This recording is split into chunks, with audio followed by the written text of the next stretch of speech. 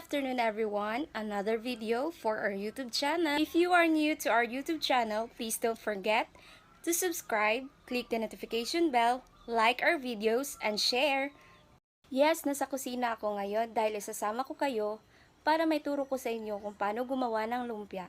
Hindi lang siya basta-bastang lumpia dahil ito ay panlasang Pinoy at swak pang negosyo.